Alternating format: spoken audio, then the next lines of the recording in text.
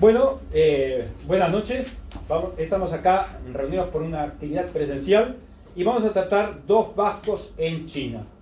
El tema del siglo XVI que vamos a abarcar es el contacto de dos grandes potencias del mundo, España y China.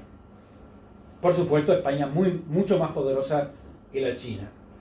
España se puso en contacto en China en forma directa, específicamente a través de Portugal, en 1513 con la llegada de Jorge Álvarez I y después el primo político de Cristóbal Colón, Rafael Perestrelo. Se trataba de la China, de la primera potencia de Asia bajo los emperadores de la dinastía Ming, que es una dinastía nacional. Habían podido sacarse de encima los chinos a los mongoles. La dinastía Ming pudo recuperar a la China para los chinos. Y en 1580, es el mismo el momento, los reinos de España estaban unidos, es decir, todo el mundo les pertenecía. España tenía los territorios de Portugal y los territorios de Castilla, y era la primera potencia del mundo, cuyo trabajo de lograr dominar todos estos territorios era a través de los medios tecnológicos que España tenía y los chinos no tenían.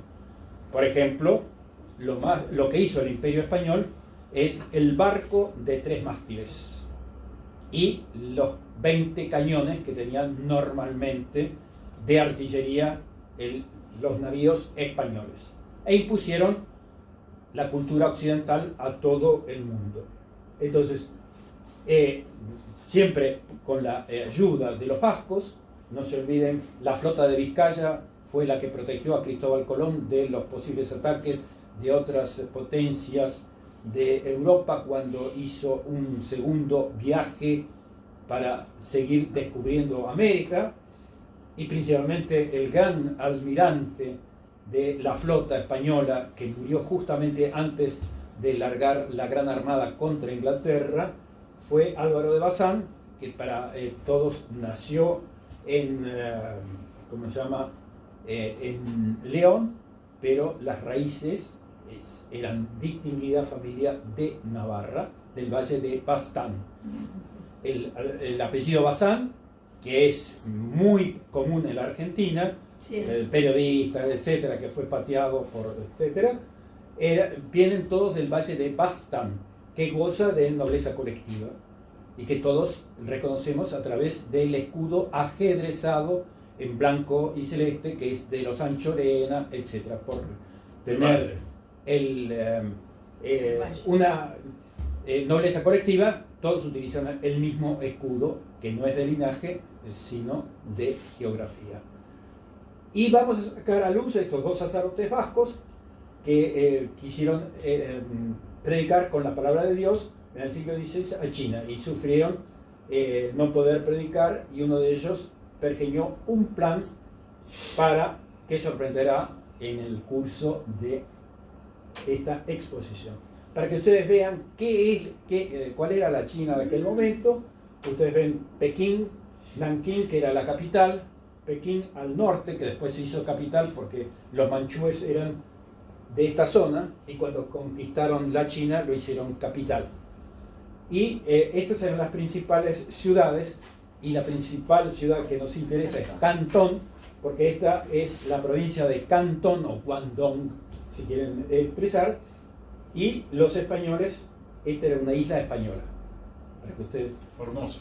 La isla de Formosa, o Taiwán, justamente Taipei, la capital actual de Taiwán, se hace en las cercanías de los fuertes españoles que todavía subsisten sus ruinas en el norte de la isla de Formosa. ¿Por qué se llama China? Lo llaman también Imperio del Medio. Sí, es el centro, centro del mundo. No, para ellos no es Asia. Ellos son el centro del mundo, el ombligo. Por eso para los chinos, medio. Claro. Yo pensaba porque estaba entre... No es geográfico. Y no tenía sentido. No es geográfico, es solamente político. Como no existe algo superior a los chinos, son el centro del mundo. Ejemplo, el Imperio Incaico. El Imperio Incaico se creía que estaba basado en el ombligo del mundo. Sí, sí. Todo imperio creen que su centro es el centro del universo. En el caso de los chinos, decían, no hay otra civilización más antigua que la civilización de los chinos. No es verdad. La civilización occidental es la más antigua del mundo, por eso domina todo el mundo, porque los chinos siempre aprendían del occidente. Entonces, este es el aspecto de la China, esta es la división de aquel momento. Esta no es muy china que digamos, pero bueno, todavía lo dominaban, no lo dominaban, ¿no? Y este es el norte de Vietnam, que habían sometido mediante un tributo. Este es el escudo de la dinastía Ming, que ustedes conociendo chinos ya saben perfectamente cómo es. Este es el emperador de la época, Wan Li. Esta es una fotografía que se sacó, no es verdad, fotografía es un retrato que está de época. Esta es la casa, el Palacio Imperial, la ciudad prohibida, donde estaba el emperador de la China. Y esta es esa misma fotografía, pero cómo se representaba en el siglo XVI el Palacio Imperial o ciudad prohibida para el resto de los mortales. ¡Ay, qué belleza! Y este es el Salón del Trono, que para nosotros es extraño, porque hay una especie de escritorio. Él atendía en el escritorio. No es verdad, es para ocultar sus piernas respecto de todos los que venían a verlo. Él se sentaba aquí, Wan Li, y recibía a todos los visitantes correspondientes. Siempre muy recargado, como todos los chinos. Bueno, vamos a empezar al primero de los dos sacerdotes, que después resultó ser el primer embajador español en territorio chino, ante el emperador de China. Este es un retrato de Fray Martín de Rada.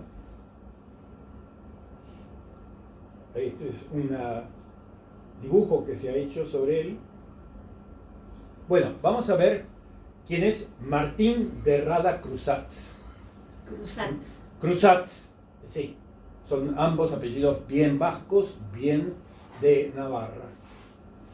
Nació en Pamplona en el 33 y falleció en Filipinas en el 78. Fue enviado por sus padres a la Universidad de París, y donde se versó en humanidades y principalmente estudió mucho matemáticas, era muy buen matemático.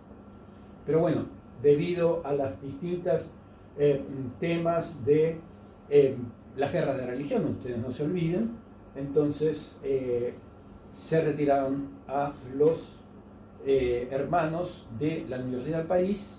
En ese momento los vascos estaban tratando de conquistar París a través del monarca de aquella época, que era Enrique III de Navarra, que era protestante, y los ejércitos protestantes estaban acosando al rey católico.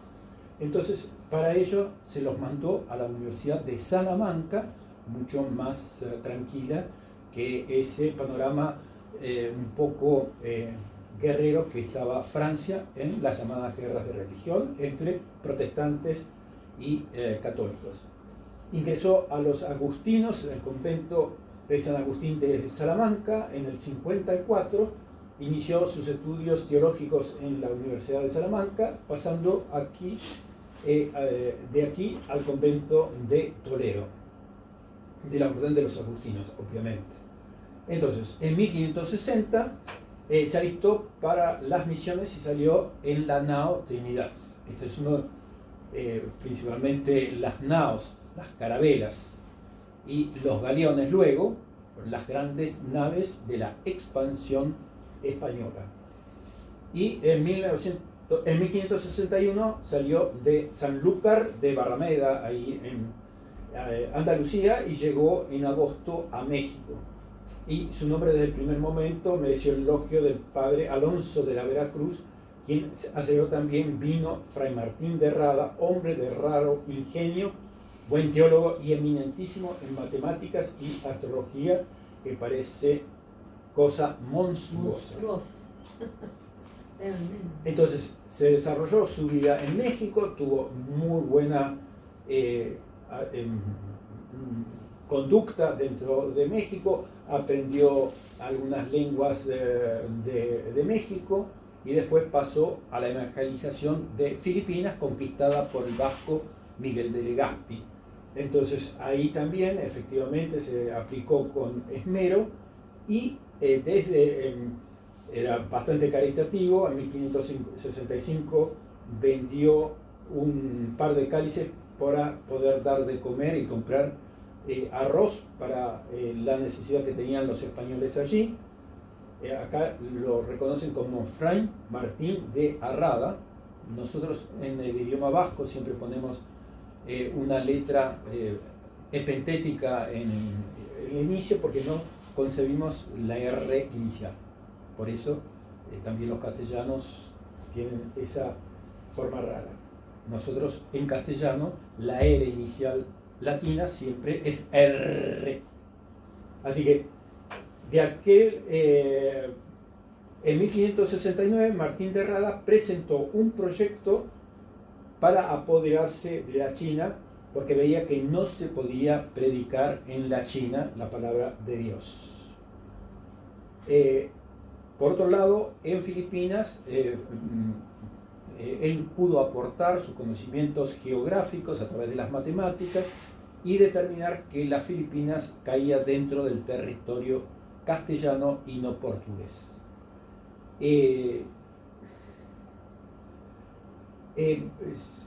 Este es el postulado que Fray Martín de Rada le hace a Felipe II, el rey de España. Si su majestad pretende la China, o sea, conquistarla, que es tierra muy larga y rica y de gran policía, que tienen ciudades fuertes y muradas, muy mayores que las de Europa, tienen necesidad primero de hacer asiento en estas islas, o sea, Filipinas.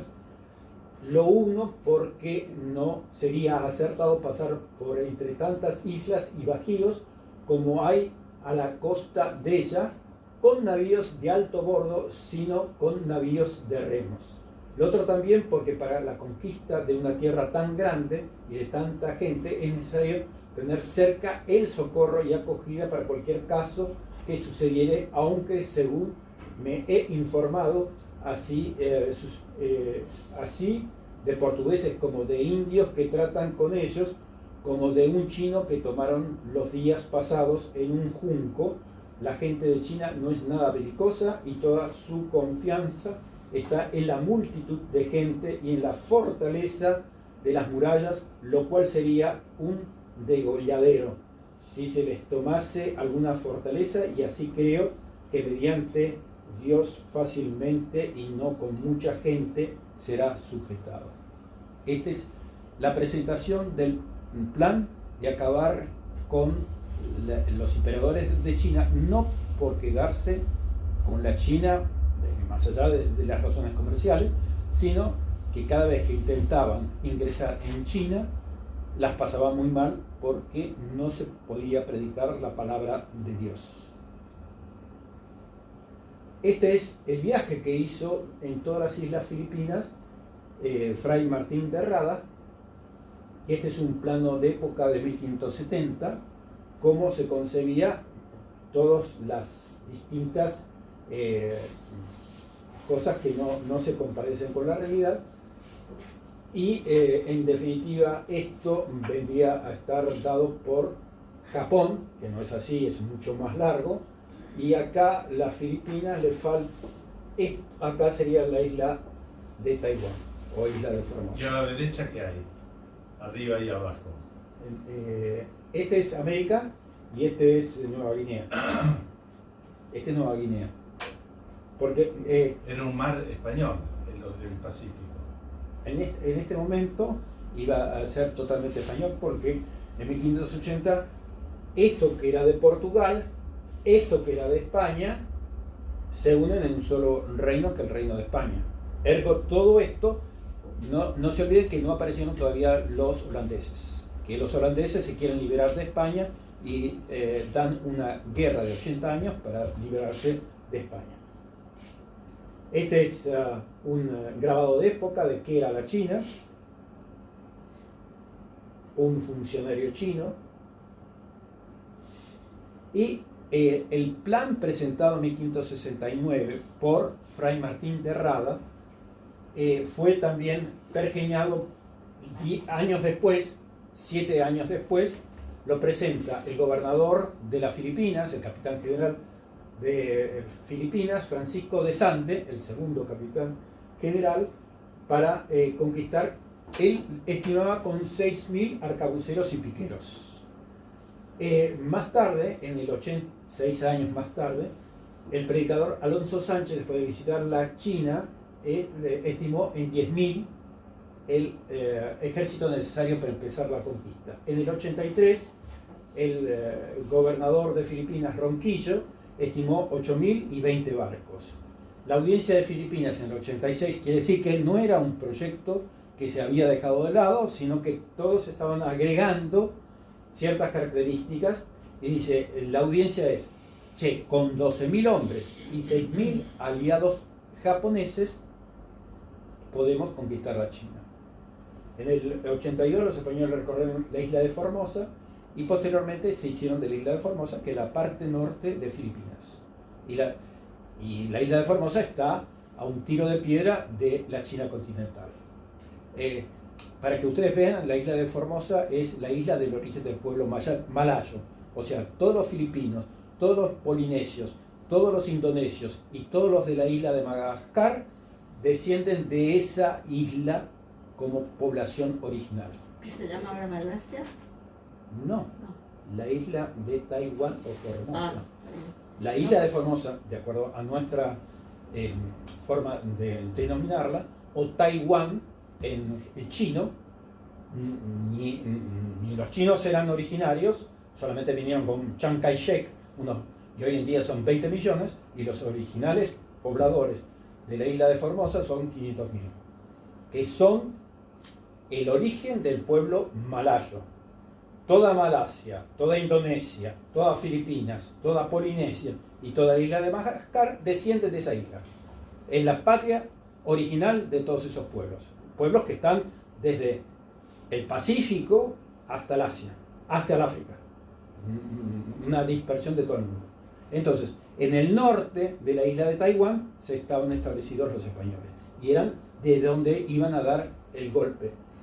Y desde 1626 a 1642 los españoles nombraron 8 gobernadores sucesivamente en ese periodo, y en 1642 tuvieron la mala suerte que aparecieron los holandeses y les cortaron la posesión de la isla de Formosa. Y después vino un pirata chino que a su vez expulsó a los holandeses. O sea que la base más cercana que iban a lanzar esa posibilidad se les fue. Y tanto dudaron y pusieron planes que 2 años después, en 1644, China es conquistada. Así que por los manchúes, los pueblos manchúes, pueblos mucho más primitivos que los españoles, y en una sola batalla los manchúes acabaron con el imperio chino. No era que una misión imposible, como un país como España puede asumir la conquista, no. Los españoles lo iban a hacer con 18.000 hombres. Los manchúes lo hicieron con 100.000 hombres. Todos a caballo con flechas. A caballo y con flechas. Rodearon el ejército de 60.000 hombres de la China y hicieron en una sola batalla una carnicería de los chinos, y en un periquete asumieron todo el territorio chino, cuya capital entonces es Pekín. Estos eran los planes de los españoles, que iban a hacerse de la isla, de la parte de la provincia de Cantón. Macao está en Cantón, que era una base española, o portuguesa, como quieran llamarlo, y la otra base era y los japoneses atacaban de esta manera. Estas invasiones fueron hechas, pero iban y atacaban y se regresaban los ataques de los piratas huasco de Japón. Y estos eran los españoles. Estos dos, 12.000 y 6.000, iban a acabar con el Imperio Chino. Ay, qué lindo. Esto es un comedor de época de la dinastía Ming, como ellos tenían dispuesto siempre mesas individuales, no colectivas. Esto es un nave de España y una embarcación de Filipinas. Estas eran las armas que contaban con las distintas flechas que se disparaban con pólvora. La caballería Ming. Esta es la Guardia Imperial con el emperador. Otros guerreros chinos. Este también disparaba con pólvora. Y ahí te salían flechas. Y estos eran los piratas japoneses, Waku, contra los chinos. Estas las lanzas que tenían, esta forma tan características, lanzas, y estas especies de alabardas, si quieren llamarlo. Este es los sables de empuje y este es de corte. Esta es la artillería que tenía de mano. Así sostenía el arcabuz, no es arcabuz, el arma de fuego de ellos. Contra el arcabuz español no había nada que darlo. El arco siempre... también tenían ballesteros. Este es el arco de... Y estas es las piezas de artillería. Bueno, más allá de su plan de conquistar la China, vamos a seguir la vida de Rada a lo largo de las Filipinas. Entonces fue una obra bastante importante la que realizó Rada con su coterráneo Legazpi, que también era el primer capitán general, Miguel López de Legazpi. También estuvo bajo el segundo gobernador, Labezaris, que obviamente Guido de Labezaris, de origen vasco, o sea, nacido en el País Vasco, perdón. No de origen, sino nacido en el País Vasco, igual que Rada. O sea que siempre había... Ese es el segundo español. El segundo vasco, español y vasco. Legazpi primero y vasco, y el segundo español y vasco específicamente. Entonces, las distintas actividades. Acá, cuando viajó... Sí. ¿Ellos se conocían o se juntaron ahí o cómo fue? No, se juntan, normalmente se iban. Se juntaban en No México. se conocían. Se juntaban en México. México era la puerta de ingreso para el otro lado, para las Filipinas. ¿Por qué? Porque España tenía dado dos continentes, América y Oceanía eran de España. Y Portugal tenía Asia y África. Ese era el repartimiento. En este momento que estamos hablando, después de 1580, eran un solo país y era toda América era solamente española, no habían podido llegar los ingleses, toda África era portuguesa, toda Asia, en los puntos que tenía, eran portuguesa, por ejemplo, tenía 30 ciudades en la India, etcétera, etcétera, etcétera. O sea, siempre era presencia única y estaban tratando de llegar al primer lugar o secundarla Inglaterra, que era una potencia de segundo orden. Le desafió Isabel de Inglaterra después de que en 1588 estuvo la Gran Armada que fue destruida por los vientos y las tormentas, y en 1589 los ingleses quisieron apoderarse de España y fueron barridos olímpicamente. Por ende, 1-1 terminó en los mismos puestos, primer lugar y tercer lugar. El tercer lugar de Europa. El segundo era el de Francia. Bueno, entonces, el primer viaje a China, hizo dos viajes a China Martín de Rada, uno con la intención de gobernador Guido de Labezaris, de la provincial de los agustinos, Fray Alonso Alvarado, que era que si los chinos permitían a los religiosos quedarse en su tierra, podían volver los soldados con la respuesta. Y lamentablemente no pudo tener éxito poder empezar a predicar la palabra de Cristo. Y frutos logrados por el padre Rada en China, los resume Juan de Medina, que dice: entre las cosas más ricas que trajeron, la mayor fue la que trajo el padre Fray Martín de Rada, que en aquellos tiempos fue de gran importancia y estimación, que fue una descripción del gran reino de la China, de sus provincias, de sus términos, de su religión, de sus riquezas, policía y entretenimientos, y de todo aquello que la humana curiosidad desea saber, de lo cual hasta entonces no se tenía noticias. Es decir, el primer sinólogo occidental fue estudioso de la cultura, fue Fray Martín de Rada, que hizo un libro que refleja toda su actividad en la China. Este es Historia de las cosas más notables, ritos y costumbres del gran reino de la China de 1586. O sea que él era un sacerdote. Era un sacerdote que quería Y predicar. era un militar también. No. Lo que él decía, yo no puedo predicar allí, porque cada vez que voy me prohíben hacer un convento y establecer las bases para la difusión de la palabra de Cristo. Entonces, era un gran matemático, o sea, no era solamente el tema de predicar, sino que además era consultado para dirimir cuestiones como el posicionamiento del meridiano de las Filipinas, etc. Pero siempre a través de la religión, y lo único que sacó el plan de la conquista era porque no podía predicar debido a las prohibiciones de los mandarines. Ergo, dice, la única manera hay que conquistarla y se puede. Y lamentablemente se quedó España para no...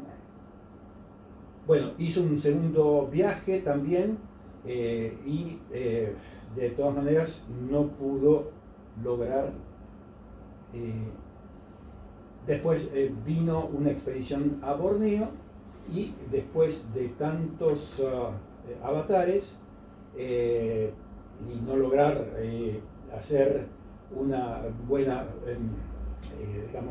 implantación en Borneo, como ustedes saben, quedó librado a la suerte de los naturales, no lo pudo incorporar al Imperio Español, y luego se volvió nuevamente a Filipinas, y posiblemente entre el 8 y 15 de junio de 1578 murió Fray Martín de Rada. Bueno, ahora seguimos estas son las obras que escribió, el vocabulario de la lengua cebuana, o sea, de la isla de Cebú, de las Filipinas, de latitudine et longitudine locorum invenienta. Eso es sobre el posicionamiento de las islas Filipinas, ¿sí? Y la relación del viaje que hizo a la China en 1575. Él escribía en español, por supuesto. En español. Él escribía en dos lenguas. ¿En el banco en español o español-francés? Él escribía en latín normalmente, y en general las obras técnicas las escribía en latín, y después escribía en castellano. Este viaje a la China también es en castellano. Así que, y después sabía el vasco, y después sabía otros idiomas. Normalmente cualquier sacerdote instruido en la Universidad de Salamanca sabía griego y hebreo. ¿Hebreo?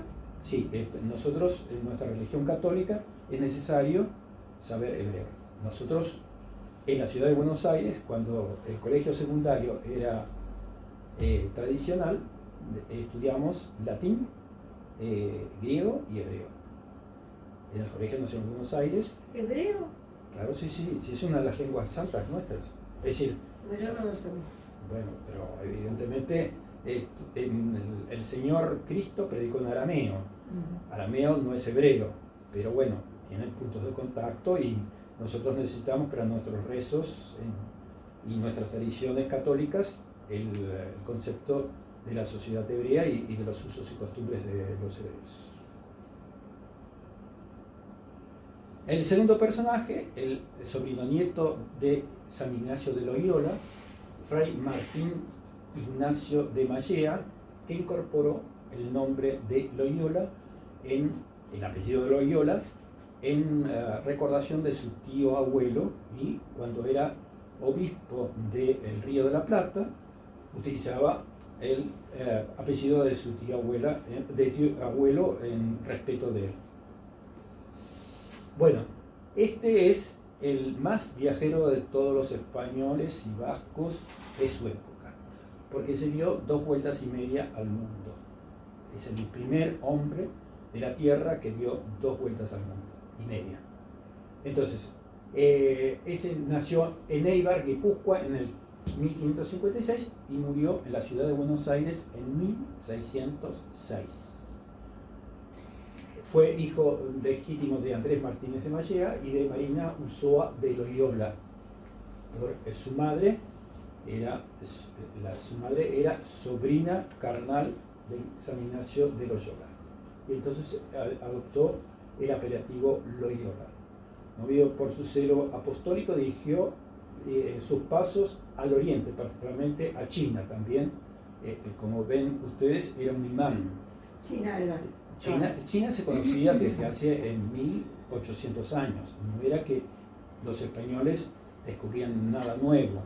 Durante 1800 años, por ejemplo, Marco Polo y muchos viajeros medievales trajeron noticias de la China. Durante la época de los emperadores romanos mandaron embajada en China y se comerciaba entre el Imperio Romano y la China de la seda y todos los otros. Normalmente los españoles, los romanos, le enviaban plata, y eso es lo que molestaba a los emperadores romanos, porque era muy apreciada en el Imperio chino, y entonces hacían una quita de metálico en Occidente, porque las artesanías de seda de la China les demandaban mandar mucha plata. Ellos en sus barcos, él tendría su camarote, tendría seguramente como una especie de bibliotequita, llevarían sus libros, ellos, él. Sí, bueno, era una oficinita, digamos, que tenían. Sí, tenías 3, 4 libros, las bibliotecas no eran... Ahí escribía y qué sé yo. No, y escribía en papeles, sí.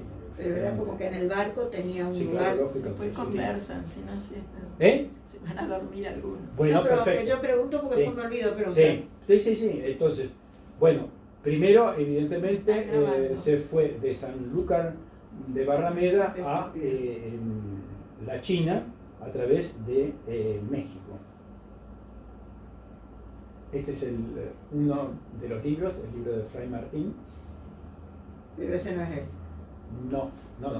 Se trasladó a Macao y el comisario franciscano de la región creó con el convento en Macao desde 1544 ya era una posesión de los portugueses o españoles, en aquel momento era un solo trono.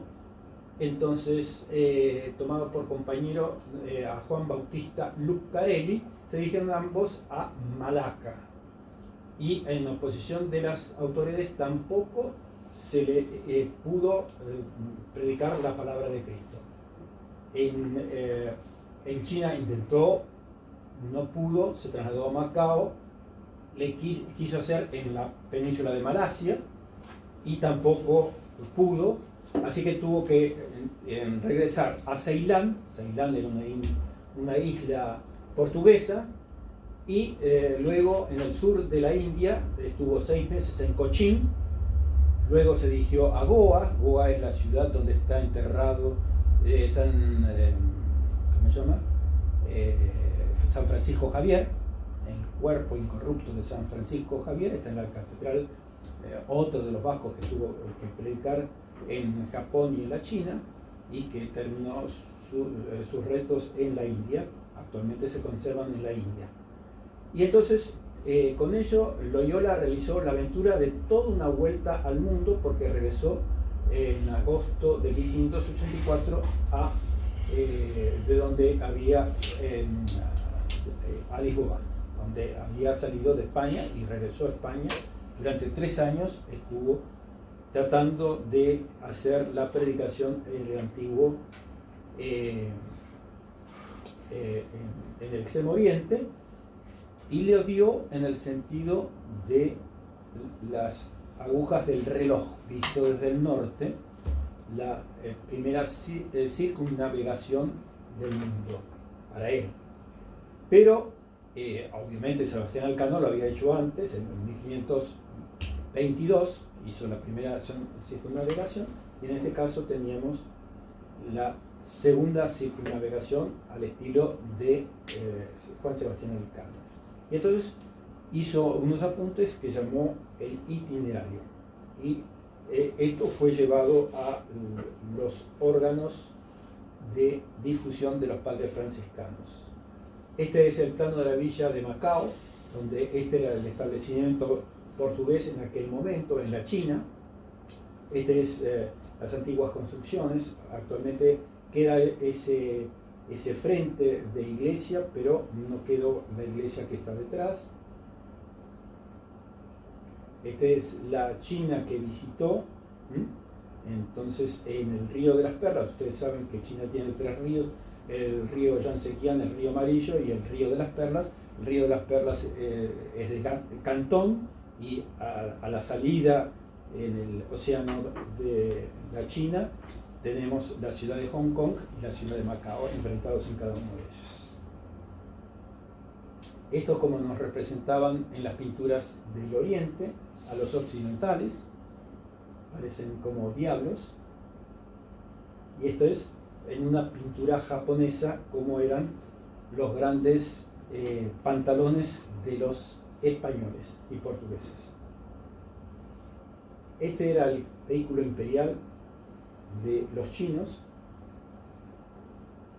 y a partir de que volvió a Lisboa concibió hacer un segundo proyecto de hacer predicación en la China, y esta vez partió de Lisboa en el sentido contrario del viaje anterior. Por Lisboa rodeó el África, se fue por el Asia y llegó en Cantón, que tocó en 1585, llegó a Malaca y luego a Cantón. Entonces, donde nuevamente los chinos le denegaron los permisos, repitiéndose los malos tratos y las cárceles. Quedaron reducidos a prisión él y todos sus compañeros, de donde salieron apenas con vida gracias a la intervención de algunos bondadosos portugueses que los libraron con la condición que se fueran del país y abandonaran la idea de predicar la palabra de Cristo. Había muchos intereses en juego en el dominio del mundo, mientras Loyola intentaba llevar a cabo su plan misionero. Vista de las restricciones, se va a México, y de México vuelve otra vez a España. Esto aquí vemos en este mapa los 2 viajes, uno en un sentido y otro en el sentido contrario. El primero sale de Sanlúcar de Barrameda, se va hasta la China, se va hasta América, cruza México y termina en las Filipinas y se va a China y regresa por acá otra vez. Y el segundo viaje vuelve por África en el sentido contrario, por el sur de la India, llega a Malaca, se va a Cantón y de Cantón regresa nuevamente a España. Entonces, es este viaje, ¿no? Bueno, aparentemente dio 2 vueltas al mundo. Pareciera ser que ya estamos cansados nosotros, no, y él, pobre, bajás la voz, bajás, a ver, yo no sé Qué lo que quedará barbaridad. ahí grabado. Viajar en esa época, Sí. ¿cómo se viajaba? bueno, y entonces se le ocurrió, ya que no tenía ningún éxito, se le ocurrió viajar al Río de la Plata. Y efectivamente hubieron predicadores que fueron a México, de México bajaron por Perú y bajaron a Santiago de Chile, y de Santiago de Chile atravesaron la cordillera y aparecieron en la ciudad de Buenos Aires. Y entonces se establecieron con los sacerdotes y llevaron una muy buena impresión en la ciudad de Buenos Aires, y le encomendaron a este sacerdote, Loyola, que hiciera una gestión en la corte de Madrid. Así que se tomó sus bártulos, se fue a Madrid y defendió también que obtuvo lo que le pedía el Cabildo de Buenos Aires como síndico en la corte a Loyola.